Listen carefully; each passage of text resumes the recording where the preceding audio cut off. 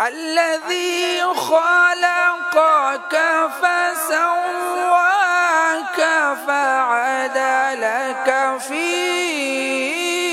أي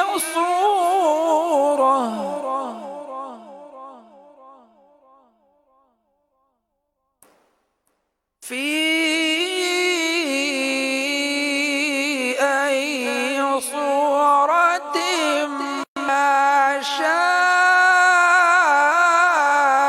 ركبك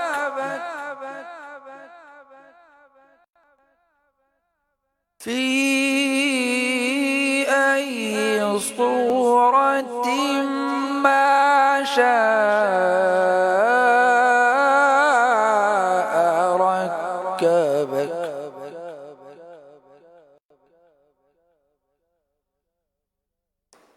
كلا بل تكذبون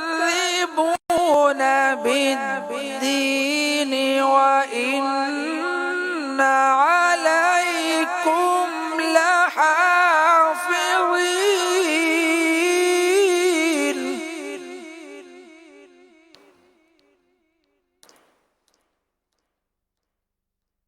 كراما كاتبين يعلمون ما تفعلون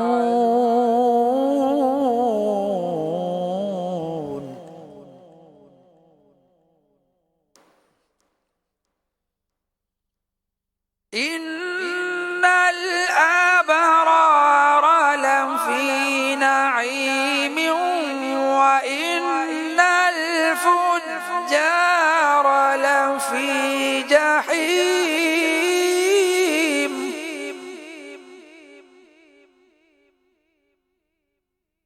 وإن الفجار لفي جحيم يصلونها يوم الدين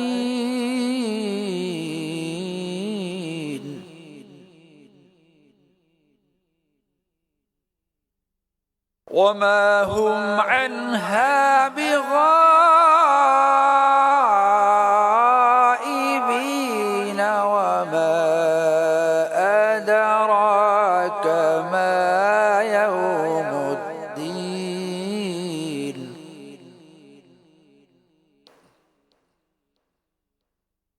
وما أدراك ما يوم الدين ثم ما أدراك ما يوم الدين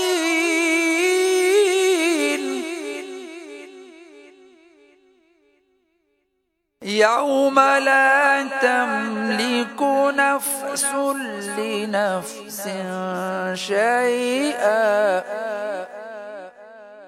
والأمر يومئذ لله صدق الله العظيم. صلوا على الحبيب صلى الله تعالى على محمد. بلغ العلا بكماله كشف الدجى بجماله حسنت جميع خصاله صلوا عليه وآله صلوا عليه وآله صلوا عليه وآله صلوا عليه وآله جسے چاہا در پہ بلا لیا جسے چاہا اپنا بنا لیا جسے چاہا در پہ بلا لیا جسے چاہا اپنا بنا لیا یہ بڑے کرم کے فیصلے یہ بڑے کرم کے فیصلے یہ بڑے نصیب کی بات ہے صلو علیہ وآلہ صلو علیہ وآلہ صلو علیہ وآلہ پڑھیے صلو علیہ وآلہ صلو علیہ وآلہ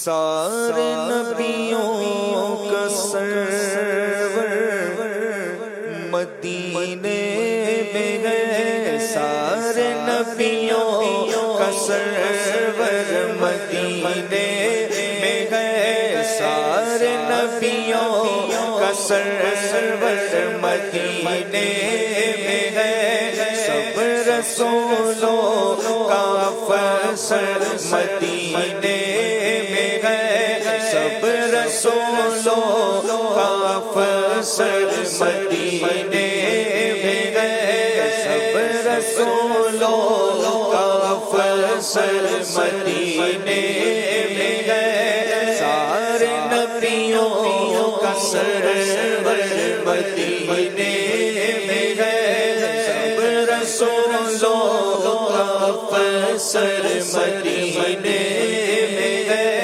لطف جنت سے بڑھ کر مدینے میں ہے لطف جنت سے بڑھ کر مدینے میں ہے میٹھے محبوب کا گھر مدینے میں ہے میٹھے محبوب کا میٹھے محبوب کا گھر مدینے میں ہے سب رسولوں کا افسر مدینے میں ہے سب رسولوں کا افسر مدینے میں ہے یا ہوا بھی معطر مدینے میں ہے کیا ہوا بھی معطر مدینے میں ہے سب فضا بھی منور مدینے میں ہے سب فضا بھی منور مدینے میں ہے سب فضا بھی منور مدینے میں ہے سب رسولوں کا افسر مدینے میں ہے کر کے ہجرت یہاں آ گئے مصطفیٰ کر کے ہجرت یہاں آ گئے مصطفیٰ روشنیاں گھر گھر مدینے میں ہے روشنیاں گھر گھر مدینے میں ہے روشنیاں گھر گھر مدینے میں ہے سب رسولوں کا افسر مدینے میں ہے سب رسولوں کا افسر مدینے میں ہے جانتے ہو مدینہ ہے کیوں دل پسند جانتے ہو مدینہ ہے کیوں دل پسند دونوں عالم کا سرور مدینے میں ہے دونوں عالم کا سرور مدینے میں ہے دونوں عالم کا سرور مدینے میں ہے سب رسولوں کا افسر مدینے میں ہے دور رہ کر ویرا رسی زندگی دور رہ کر ویرا رسی زندگی موت بھی کیف آور مدینے میں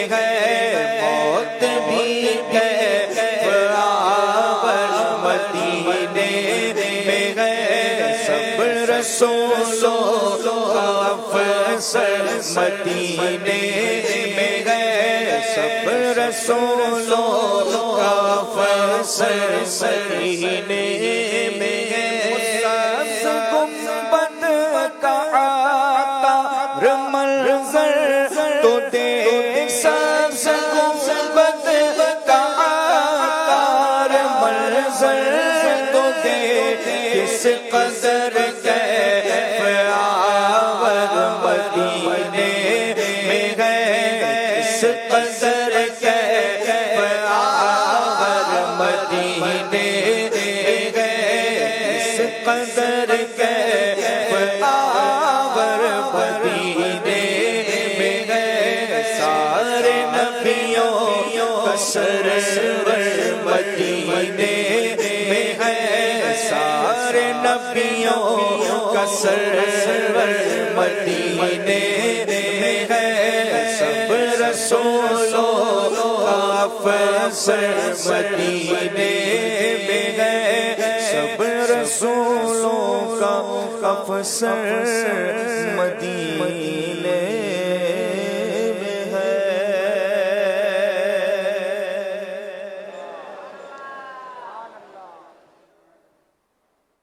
الحمد للہ رب العالمین والصلاة والسلام علی سید المرسلین، اما بعد فاعوذ باللہ من الشیطان الرجیم، بسم اللہ الرحمن الرحیم، الصلاة والسلام علیک یا رسول اللہ وعلی آلک واصحابک یا حبیب اللہ۔ مدنی مذاکرے کا سلسلہ جاری ہے، پروگرام شروع ہو چکا ہے، تلاوت اور نعت شریف ہوئی، عنقریب امیر اہل سنت تشریف لائیں گے، جلوس میلاد بھی ہوگا، اس کے بعد سوالات کا سلسلہ ہوگا، حکمت بھرے امیر اہل سنت کے جوابات ہوں گے۔ آئیے اس سے پہلے کچھ مدنی پھول چنتے ہیں۔ نبی مکرم صلی اللہ علیہ وسلم نے فرمایا کہ جو بندہ محبت اور شوق کے ساتھ 3 مرتبہ دن میں اور 3 مرتبہ رات میں مجھ پر درود پڑھے، اللہ پاک پر حق ہے کہ اس کے اس دن اور اس رات کے گناہ معاف فرما دے۔ سبحان اللہ۔ وہ تو نہایت سستا سودا بیچ رہے ہیں جنت کا، ہم مفلس کیا مول چکائیں، اپنا ہاتھ ہی خالی ہے۔ اللہ ہمیں کثرت سے درود پاک پڑھنے والا بنائے۔ ربیع النور شریف کے آخری دن ہیں، ربیع الاول شریف کے، اور اس میں الحمدللہ اربوں درود پڑھے جا چکے ہیں، مزید بھی پڑھنے ہیں۔ آپ بھی شامل ہو جائیے اور صبح و شام نبی کریم صلی اللہ علیہ وسلم پر درود و سلام پڑھنے کی عادت بنائیے۔ صلو علی الحبیب صلی اللہ تعالی علی محمد۔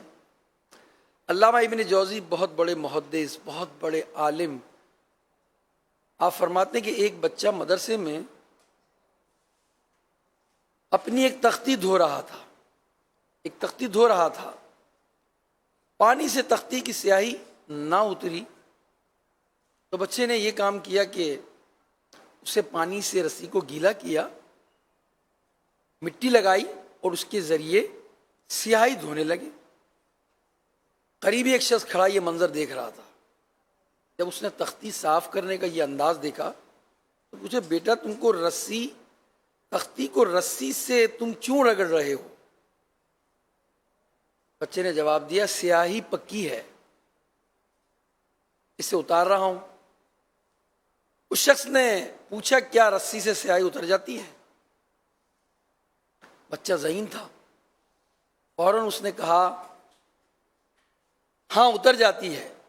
کیا آپ نے دیکھا نہیں کہ رسی سے ڈول باندھ کر کنویں میں لٹکاتے ہیں، کنویں سے جب پانی کھینچا جاتا ہے تو وہ جو ڈول ہوتا ہے اس میں رسی باندھی جاتی ہے اور پھر اس کو کھینچا جاتا ہے، تو وہ رسی کھینچنے پر کنویں کے منڈیر پر گڑھے پڑ جاتے ہیں، نشانات پڑ جاتے ہیں، یعنی وہ کنویں کی منڈیر رگڑ کھا کر ایسی صورت اختیار کر جاتی ہے کہ کنویں کی منڈیر پر وہ نشانات پڑ جاتے ہیں۔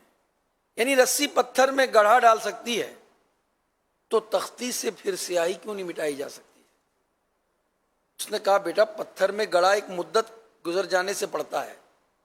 بچے نے کہا جی نہیں، رسی کھینچنے سے گڑا پڑتا ہے. اگر رسی نہ کھینچی جائے تو عرصہ گزر جائے، منڈیر پر کوئی نشانات نہیں پڑیں گے، کنویں کے منڈیر پر کوئی نشان نہیں پڑیں گے. اس کے ساتھ ہی بچے نے نصیحت کرتے ہوئے کہا کہ میں نے آپ کو ایک اشارہ دیا ہے کہ اگر آپ اس میں غور کریں تو دل کی سیاہی بھی اگر مٹ جاتی ہے، اگر اس سیاہی کو مٹایا جائے. تو اس نے پوچھا سیاہی کس رنگ کی ہوتی ہے؟ کہا کالی رنگ کی. یعنی بچے نے پوچھا کہ سیاہی ہوتی کس رنگ کی ہے؟ اس نے کہا کالی رنگ کی. بچہ بولا تو گناہوں سے بڑھ کر کالی کون سی شے ہے؟ یہ سن کر نصیحت آموز بات سن کر اس آدمی نے چیخ ماری اور وہ رونے لگا ندامت سے. بولا چچا جان آپ کو دل صاف کرنے کی دوا تو مل گئی نا. آدمی نے پھر پوچھا وہ دوا کون سی ہے؟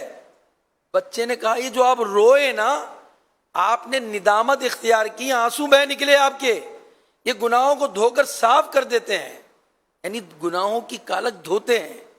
اور اس کی دلیل یہ ہے کہ نبی کریم صلی اللہ علیہ وسلم نے فرمایا بے شک آنسو روز قیامت آگ کے سمندر بجھا ڈالیں گے. تو ندامت کے جو آنسو ہیں، خوف خدا سے بہنے والے جو آنسو ہیں، وہ گناہوں کو بہا کر لے جاتے ہیں. کاش کہ ہمارا دل بھی گناہوں پر ہمارا دل شرمندہ ہو، ہماری اشک بہیں، ہماری آنکھیں خوف خدا سے روئیں. امیر اہل سنت اپنے ایک شعر میں فرماتے ہیں دل ہائے گناہوں سے بیزار نہیں ہوتا، مغلوب شہا نفس سے بدکار نہیں ہوتا، گو لاکھ کروں کوشش اصلاح نہیں ہوتی، پاکیزہ گناہوں سے کردار نہیں ہوتا. نصیحت کرتے ہوئے کہتے ہیں یہ سانس کی مالا بس اب ٹوٹنے والی ہے، یہ سانس کی مالا اب بس ٹوٹنے والی ہے، دل آہ مگر اب بھی بیدار نہیں ہوتا، افسوس ندامت بھی اس یہاں پہ نہیں ہوتی، نیکی کی طرف مائل عطار نہیں ہوتا. آپ تو انکسارن فرمایا، مگر ہمارا حال تو یہی ہے کہ ہم کوشش بھی نہیں کرتے. جو ہماری دل کی سیاہی ہے، ہماری بد عملی ہے، ہماری غفلت ہے، اللہ تعالیٰ اسے ہمیں دور کرنے کی توفیق عطا فرمائے. جب کوشش کریں گے نا تبھی تو معاملہ آگے بڑھے گا.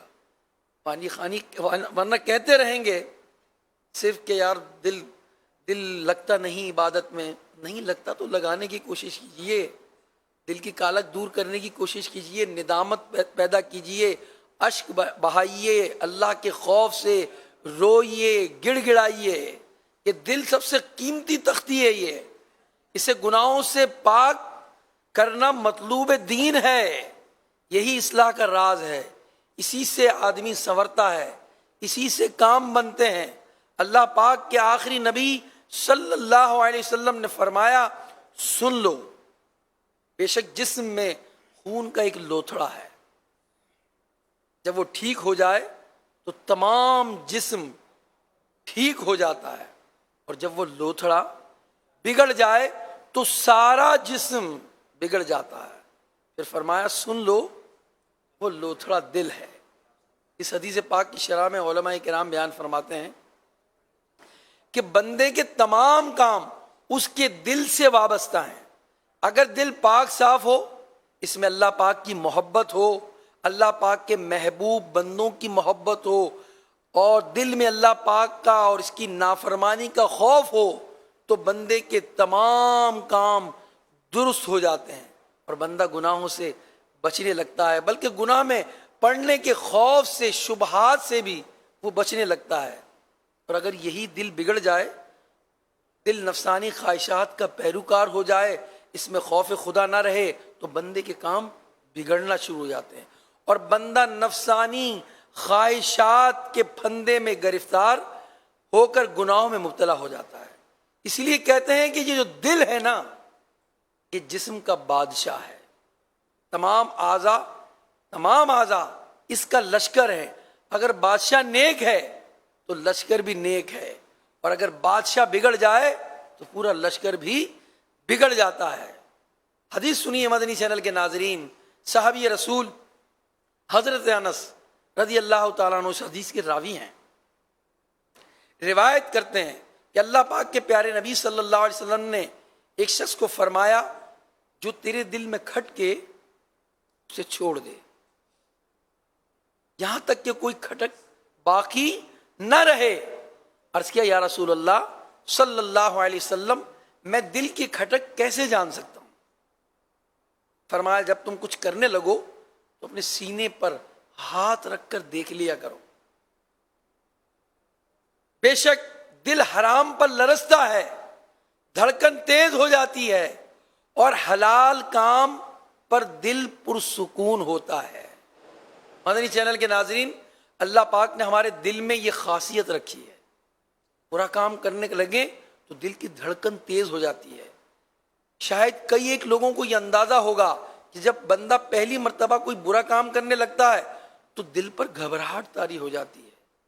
چور جب چوری کا ارادہ کرتا ہے، پہلی مرتبہ جب چوری کرتا ہے، یا شراب پینے والا جب پہلی مرتبہ شراب پیتا ہے، سود لینے والا جب پہلی مرتبہ سود لیتا ہے تو دل گھبراتا ہے، دھڑکن تیز ہو جاتی ہے. اگر اس وقت آدمی دل کی سن لے نا، جو دل کہہ رہا ہے، جو گھبراہٹ طاری ہے، ضمیر سے اٹھنے والی آواز کو مان لے اور گناہ سے رک جائے تو دل کی یہ کیفیت باقی رہتی ہے.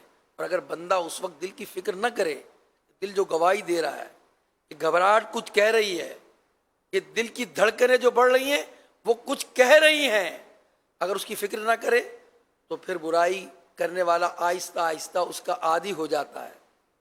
پھر کیا ہوتا ہے؟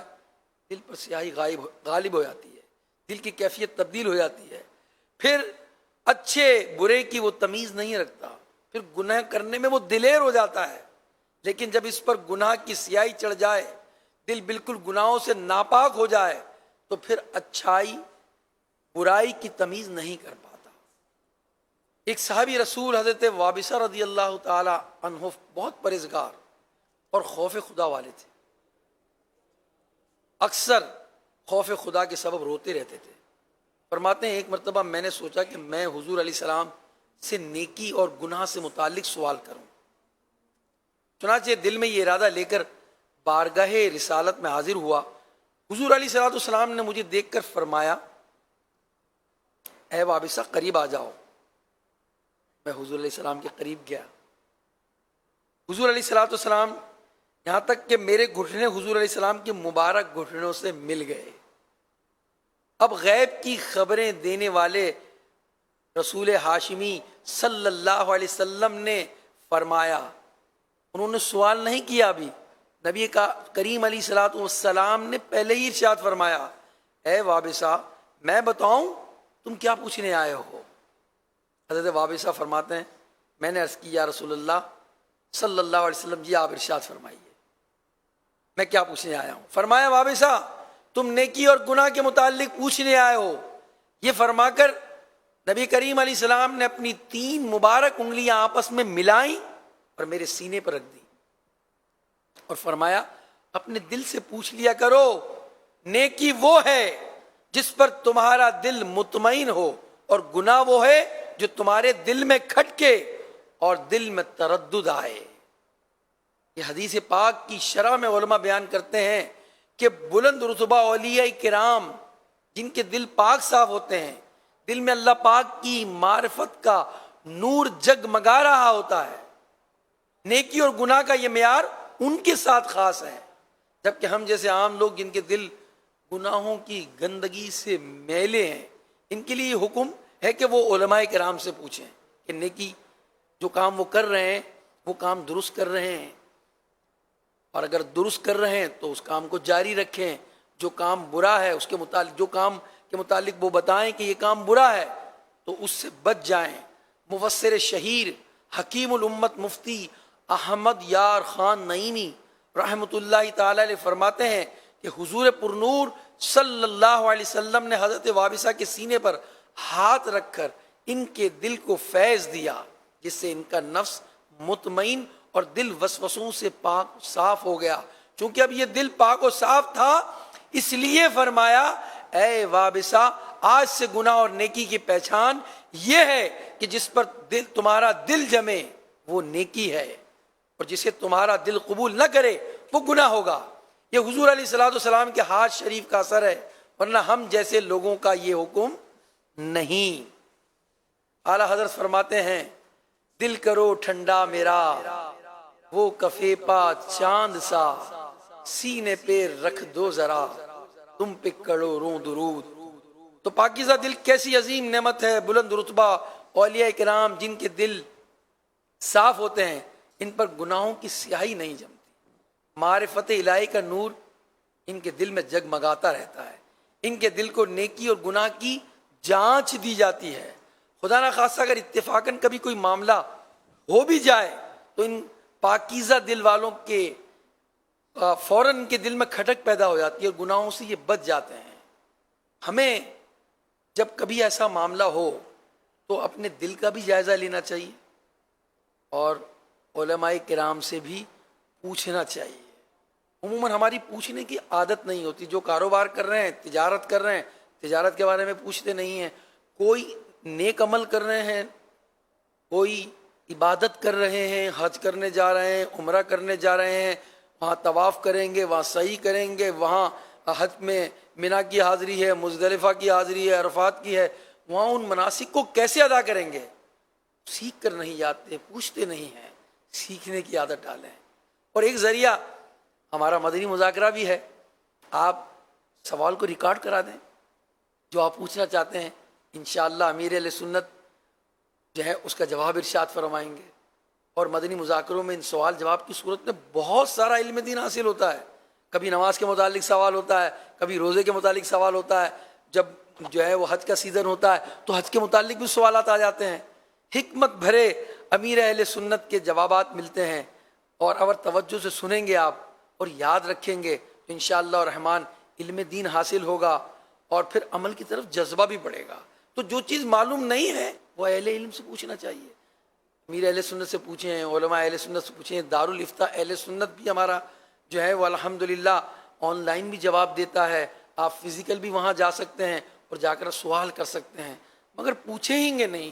بعض لوگوں کی عادت ہوتی ہے، ان کا ذہن یہ بنا ہوتا ہے یار پوچھیں گے تو منع کر دیا تو بھائی منع اگر انہوں نے نہیں کیا اور آپ غلط کام کر رہے ہیں تو جائز تو نہیں ہو جائے گا.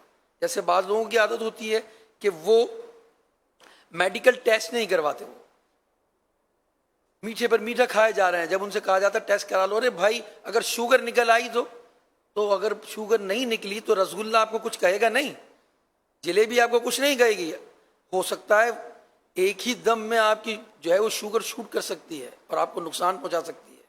ہاں تو یہ ٹیسٹ کرانے سے ڈرنا یہ بھی بے وقوفی ہے. تو ٹیسٹ کرانے سے پتہ چل جائے گا جناب کہ آپ کس پوزیشن پر ہیں. اگر بارڈر پر ہیں تو آپ رک جائیں گے، پرہیز کریں گے، اور اگر آپ مبتلا ہو گئے خدا نہ خواستہ اس مرض میں تو ڈاکٹر آپ کو دوائی دے گا، آپ اس دوائی کھانے سے صحت یاب ہو جائیں گے. تو جو نہیں جانتے پوچھیں. جو صحت کے معاملے میں تو اس کے ٹیسٹ کروایا جائے اور دینی معاملے میں پوچھا جائے، مگر ہر ایک سے نہیں. جو اس کے اہل ہیں ان سے پوچھا جائے گا، جو مفتیان کرام ہیں، جو اہل علم ہیں ان سے پوچھا جائے گا. مدنی مذاکرہ بھی اس کی ایک صورت ہے. انشاءاللہ الرحمن مدنی مذاکرے میں بھی آج سوالات ہوں گے اور اس کے جوابات بھی ہم سنیں گے. میں عرض کر رہا تھا کہ دل کی گواہی کے تعلق سے شیخ ابو علی دقاق فرماتے ہیں کہ حضرت حارث محاسبی کبھی لا علمی میں شبے والے کھانے کی طرف ہاتھ بڑھا لیتے تو آپ کی انگلی کی رگ پھڑک جاتی. یہ اللہ والوں کا خاصہ ہوتا تھا. یوں آپ کو معلوم ہو جاتا کہ یہ کھانا 100% حلال نہیں ہے، اس میں کچھ شبہ ہے. ایک مرتبہ آپ کہیں سے گزر رہے تھے، ایک عقیدت مند نے کھانے کی دعوت پیش کی. آپ نے اس کی دلجوئی کے لیے اس کے گھر تشریف لے گئے. آپ نے پہلا ہی لقمہ منہ میں رکھا تھا، اس کو منہ میں گھماتے رہے، نگلنے کی کوشش کرتے رہے مگر نگل نہ پائے. آخر آپ نے وہ لقمہ منہ سے نکال دیا. بعد میں معلوم ہوا کہ اس کھانے میں شبہ تھا.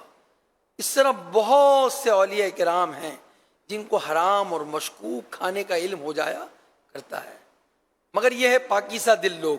دل کی پاکیزگی کی علامت میں سے یہ ہے کہ بندے کا دل نیکیوں میں لگتا ہے۔ دل کی پاکیزگی کی علامت کیا ہے؟ دل جو ہے وہ نیکیوں میں لگنے لگتا ہے، گناہوں سے نفرت ہو جاتی ہے۔ اگر ہم بھی اپنا دل پاک کریں، گناہ چھوڑیں، سچی توبہ کریں، نیکیاں کریں، نیک لوگوں کی صحبت اختیار کریں، تلاوت کلام مجید کی کثرت کریں، ذکر اللہ کریں، موت کی یاد کریں، تو اپنا دل پاک صاف کرنے کی یہ ذرائع اختیار کریں گے تو انشاءاللہ الرحمن آپ کا دل بھی پاک صاف ہو جائے گا۔ اولیاء کرام جیسی جو ہے وہ کرامات اگرچہ نصیب نہ ہوں گی، مگر گناہوں سے نفرت انشاءاللہ مل جائے گی اور نیکیوں میں بھی دل لگنے لگے گا۔ اللہ تعالیٰ نے چاہا تو دل کی پاکیزگی کی برکت سے گناہوں سے اور برائیوں سے انشاءاللہ ہم بچ جائیں گے۔ انشاءاللہ جلوس میلاد میں شریک ہوتے ہیں۔ سرکار کی آمد مرحبا، آقا کی آمد مرحبا، حضور کی آمد مرحبا، پرنور کی آمد مرحبا، رسول کی آمد مرحبا، مقبول کی آمد مرحبا، مکی کی آمد مرحبا، مدنی کی آمد مرحبا، سلطان کی آمد مرحبا، ذیشان کی آمد مرحبا، یاسین کی آمد مرحبا، طٰہٰ کی آمد مرحبا، جھوم کر سارے پکارو مرحبا یا مصطفیٰ، جھوم کر سارے پکارو مرحبا یا مصطفیٰ، جھوم کر لب کہہ دو یارو مرحبا یا مصطفیٰ، جھوم کر لب کہہ دو یارو مرحبا یا مصطفیٰ، جھوم کر سارے پکارو مرحبا یا مصطفیٰ، جھوم کر سارے پکارو مرحبا یا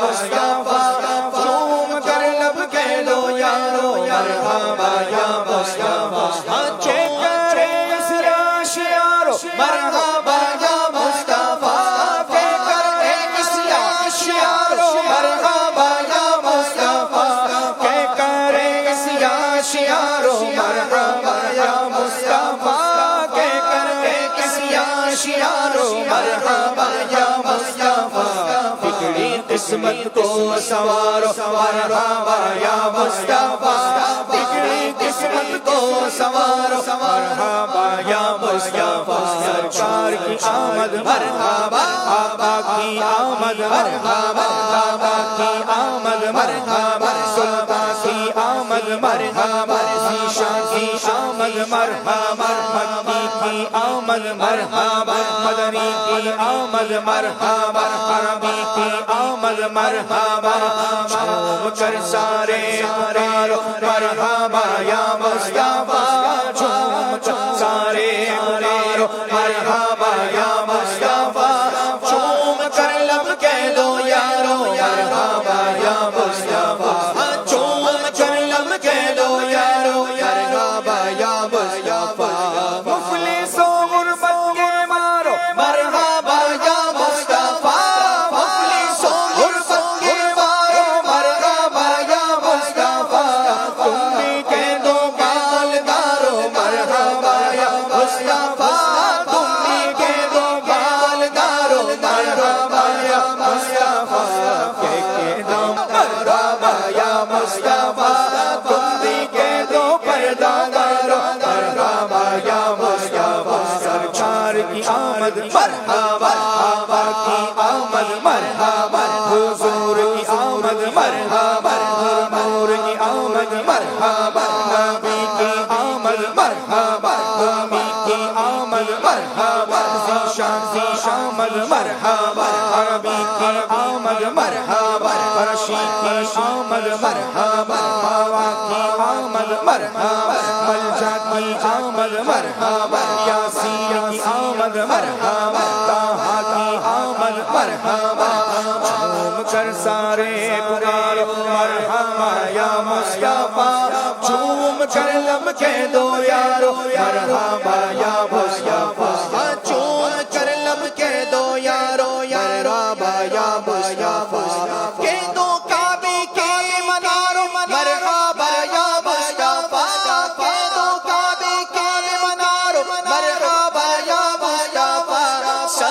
سبز کے نظاروں مرحبا یا مصطفیٰ سبز کے نظاروں مرحبا یا مصطفیٰ کہہ دو تم بھی چاند تارو مرحبا یا مصطفیٰ کہہ دو تم بھی چاند تارو مرحبا یا مصطفیٰ پنچھیوں کی اڑتی ڈارو مرحبا یا مصطفیٰ پنچھیوں کی اڑتی ڈارو مرحبا یا مصطفیٰ جھوم جھوم سارے پکارو مرحبا یا مصطفیٰ چوم کر لب کہہ دو یارو مرحبا یا مصطفیٰ سرکار کی آمد مرحبا آقا کی آمد مرحبا آقا کی آمد مرحبا حضور کی آمد مرحبا نور کی آمد مرحبا نبی کی آمد مرحبا امی کی آمد مرحبا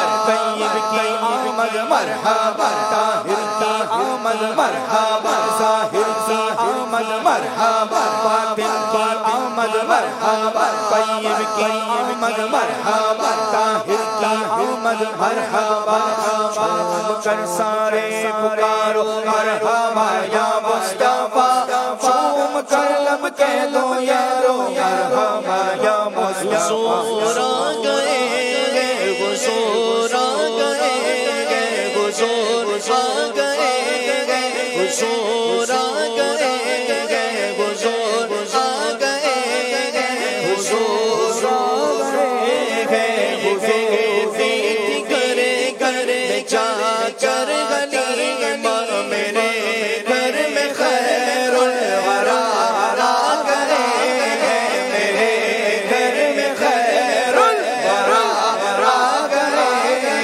بڑے روز پہنچ میرا اب مقاتل میرے گھر حبیب خدا آ گئے حضور آ گئے حضور آ گئے حضور آ گئے حضور آ گئے ظلمت سے گئے تو تیرے اٹھا لے کے ہر طرف اجالے اجالے یہ ظلمت سے گئے تو تیرے اٹھا لے کے ہر طرف اجالے اجالے کہاں جن کو حق نے سراج منیرا کہاں جن کو حق نے سراج منیرا میرے گھر وہ نور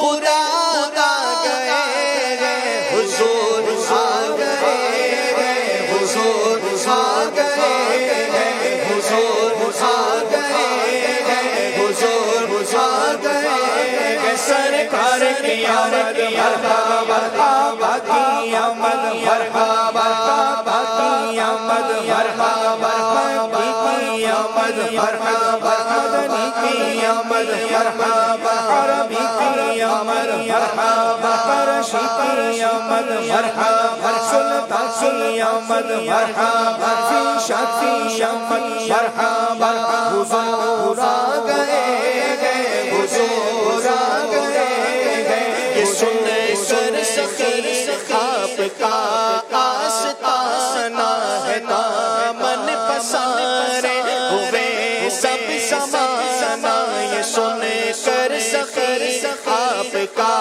آستانہ ہے دامن پسارے ہوئے سب سمانا نوازوں کا صدقہ نگاہ کرم رو نوازوں کا صدقہ نگاہ کرم رو تیرے دل پہ تیرے گدا آ گئے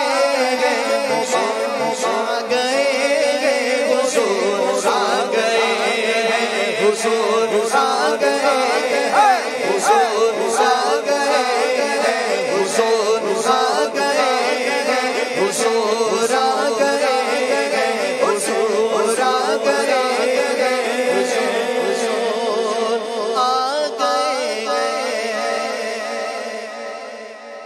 آئے نبی پیارے نبی سچے سچے نبی میرے آخری نبی آئے نبی پیارے نبی سچے نبی میرے آخری نبی مرحبا سرکار کی آمد مرحبا۔ ماشاءاللہ مدنی مذاکرے کی تو اپنی بہاریں ہیں، جیسا کہ نام سے ہے فیضان مدینہ، تو مدینہ کا فیض حاصل کرنے کے لیے مرشد کے دیدار کے لیے آئے ہیں۔ مدنی مذاکرے کے اندر جہاں امیر علیہ سنت ہماری باطن کی اصلاح کرتے ہیں، وہیں ہمارے ظاہری معاملات کاروبار وغیرہ اس حوالے سے بھی ہماری رہنمائی کرتے ہیں۔ شریعت پر عمل کے جذبہ ملتا ہے ہمیں، گناہ سے بچنے کا اور لوگوں کو نیکی کی دعوت کا جذبہ ملتا ہے۔ الحمدللہ مدنی مذاکرے میں ہر وہ موضوع ڈسکس ہوتا ہے جو اسلام بھائی یہاں بیٹھ کر یہ سوچ رہا ہوتا ہے شاید اس بارے میں بات ہو جائے۔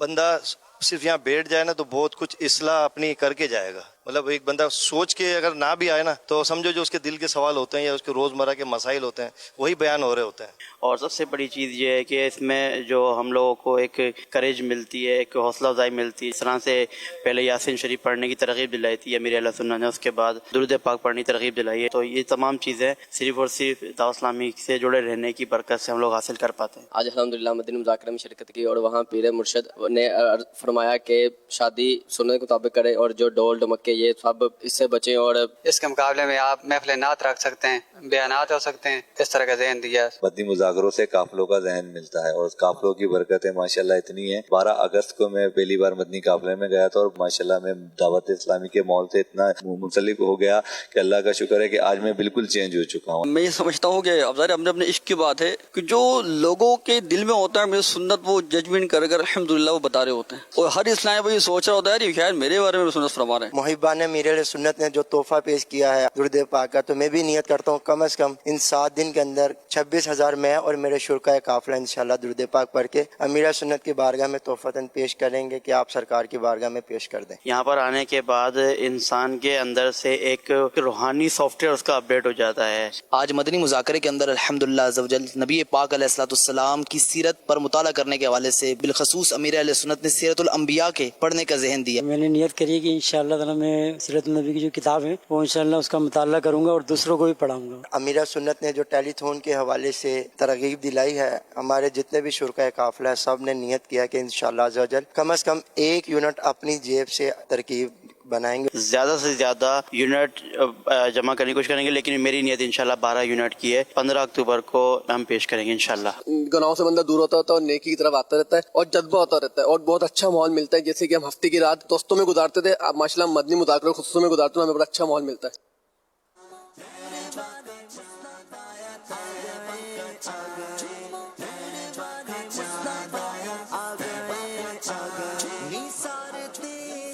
جب رنگ پر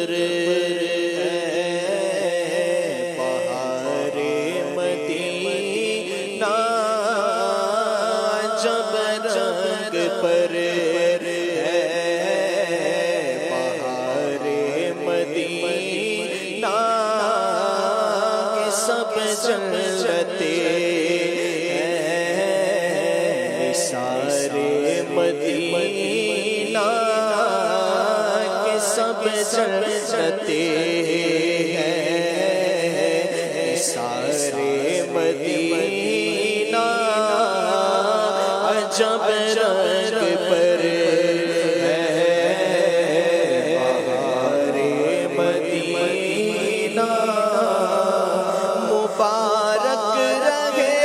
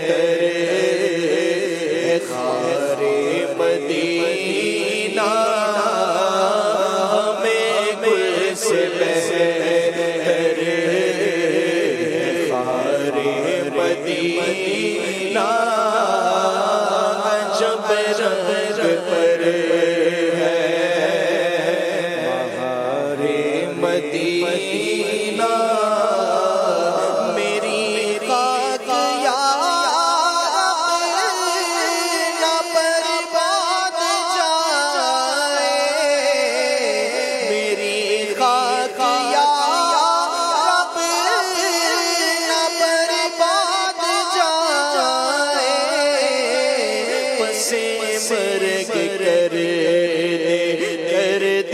پس مرگ کر دے ہمارے مدینہ پس مرگ کر دے ہمارے مدینہ اور ملائک لگاتے ہیں آنکھوں میں اپنی ملائک لگاتے ہیں آنکھوں میں اپنی شب و روز مدینہ شب و روز مزار مدینہ عجب رنگ پر ہے بہار مدینہ عجب رنگ پر ہے جدھر دیکھے باغ جنت کھلا ہے جدھر دیکھے باغ جنت کھلا ہے نظر سے شو مدینہ نظر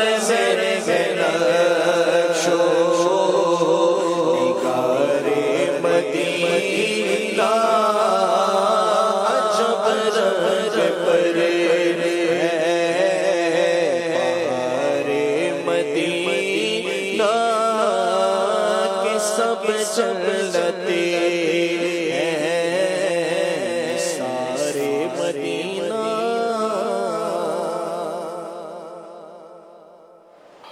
الحمدللہ رب العالمین والصلاة والسلام علی خاتم النبیین اما بعد فاعوذ باللہ من الشیطان الرجیم بسم اللہ الرحمن الرحیم الصلاة والسلام علیک یا رسول اللہ وعلى آلك وأصحابك يا حبيب الله الصلاة والسلام عليك يا نبي الله وعلى آلك وأصحابك يا نور الله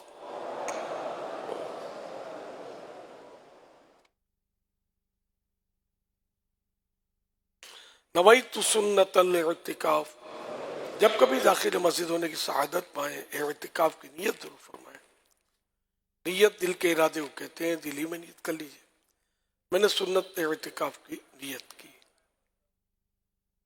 آپ معتکف ہو گئے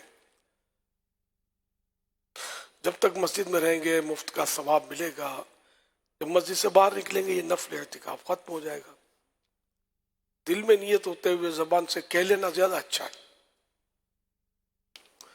یاد رکھیں مسجد میں کھانا پینا سونا سحری افطار آب زمزم شریف پینا دم کیا ہو پانی پینا نیاز کھانا وغیرہ اسی صورت میں جائز ہوتے ہیں جبکہ اعتکاف کی نیت کی تھی نیت نہیں کی تھی تو مسجد میں افطار بھی نہیں کر سکتے ہاں وقت آ گیا یاد نہیں تھا یاد آ گیا تو اعتکاف کی نیت کر کے افطار کر لیں تاہم اعتکاف کا ثواب اس صورت میں ملے گا کہ اللہ کی رضا کے لیے ثواب کے لیے اعتکاف کی نیت کریں تو مناسب طریقہ یہ کہ ثواب کے لیے اعتکاف کی نیت کریں ذکر و درود کر لیں چاہیں تو بار بار درود پاک پڑھ لیں اب بھلے افطار وغیرہ کر لیں صلو علی الحبیب صلی اللہ علی محمد ربیع الاول شریف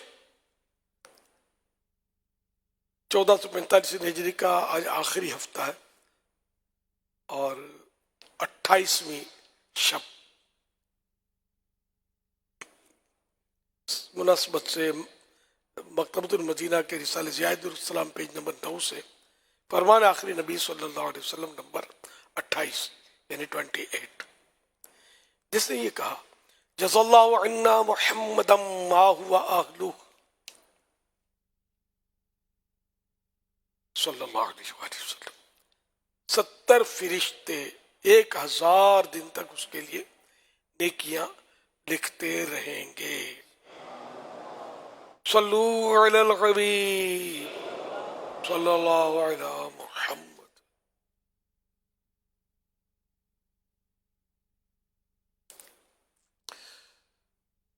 मदनी मुज़ाकरे का सिलसिला है, आप सवाल कीजिए, हर सवाल का जवाब वो भी बिस्सवाब यानी दुरुस्त दे पाऊँ ये ज़रूरी नहीं, बन पड़ा तो अर्ज करने की कोशिश की जाएगी, भूल करता पाए फौरन मेरी इस्लाह फरमाएं, भूल होने की सूरत में जिद करता हुआ नहीं, अपनी भूल कबूल करता हुआ पाएंगे इंशाअल्लाहुल करीम। सल्लू अलल हबीब सल्लल्लाहु अलैहि वसल्लम।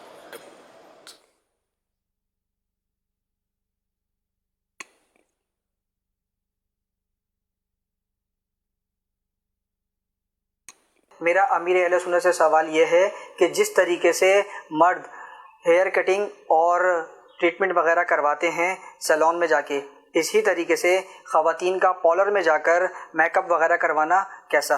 बराए करम ये इरशाद फरमा दीजिए। अगर औरत के पास जाती है और पर्दे की तमाम क़ुयूदात ये पूरी करती है तब तो गुंजाइश है, और वो उसकी सजावट या जो है मतलब जीनत ये शौहर की खुशनुदी के लिए हो, न कि शॉपिंग सेंटरों में या शादी हालों में जाने के लिए। औरत जीनत कर सकती है घर की 4 दीवारी में शौहर की खुशनुदी के लिए, इस नियत से करेगी तो सवाब की हकदार भी होगी। अब जो ब्यूटी पार्लर्स के कभी वास्ता नहीं पड़ा, लेकिन अंडरस्टूड आवेगा हवा बिगड़ा हुआ है, चारों तरफ बुराइयां ही बुराइयां नजर आ रही है। अब खुदा जाने मर्दों से करवाती हैं ये काम या औरतें करती हैं। औरतें करती हैं तो किस तरह की वो औरतें, को परहेजगार मुत्तकी होती हैं या फासिकात होती हैं या किसी और मजहब से ताल्लुक रखती होती हैं। बहरहाल मसाइल ही मसाइल हैं इसमें। तो आजकल ये ट्रेंड है, बहुत बढ़ गया है, खास मौके पर शादियों में कहीं जाने आने में, तो ईद के मौके पर भी करती होंगी। तो इससे मतलब ये कि इसमें मुझे तो खराबियों का गलबा नजर आ रहा है।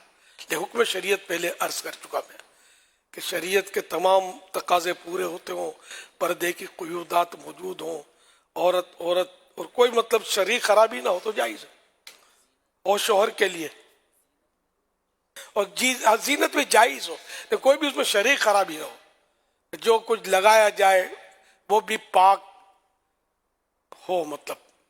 तो यहाँ मतलब इसमें खराबियां बहुत आ गई हैं, तो इसलिए इससे बचना ही समझ में आता है कि 4 दीवारी में जो करना है वो करे, अपने शौहर के लिए करे, लेकिन शौहर के लिए नहीं करती, आवाम को दिखाने के लिए करती हैं, बाजार में जाने के लिए करती हैं, शॉपिंग मॉल्स में जाने के लिए करती हैं, रिश्तेदारों में या दोस्तदारों में शादियों में जाने के लिए करती हैं। शौहर जिसका हक बनता है उसके लिए गालिबन मजलूमियत है। अल्लाह पाक रहमत की नजर फरमाए। सल्लू अलल हबीब सल्लल्लाहु अलैहि वसल्लम।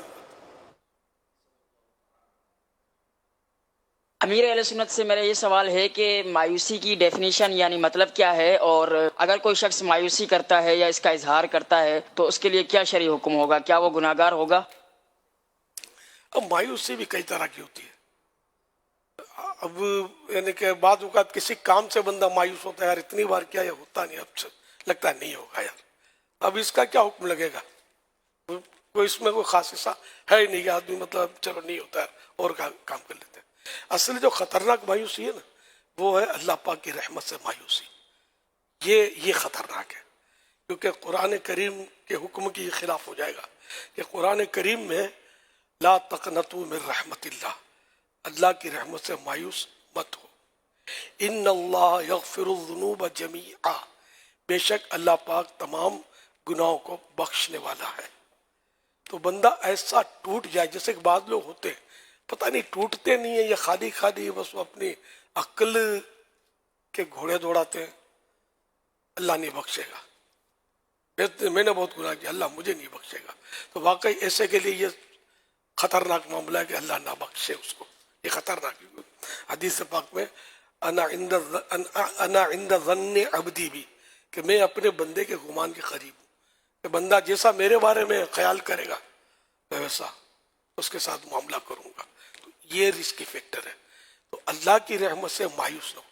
یعنی جو بندہ گناہ کرتا ہے, گناہ پر گناہ کرتا ہے, گناہ پر گناہ کرتا ہے, اور پھر ٹوٹ جاتا ہے بالکل, اب بس میں گیا, اب میں نہیں بخشا جاؤں گا, میں نہیں بچوں گا اب جہنم سے. یہ نہیں ہونا چاہیے. تو یہ قرآن نے ہمیں ڈھارس دی ہے. اور حدیث پاک میں بھی فرمایا گیا سبقت رحمتی غضبی, سبقت رحمتی غضبی, کہ میرے غضب پر میری رحمت حاوی ہے. چلو تخریج میں علام مل نہیں رہا, تو سبقت رحمتی غضبی. البتہ مولانا سندا خان کا شعر ہے اس میں, سبقت رحمتی علی غضبی, تو نے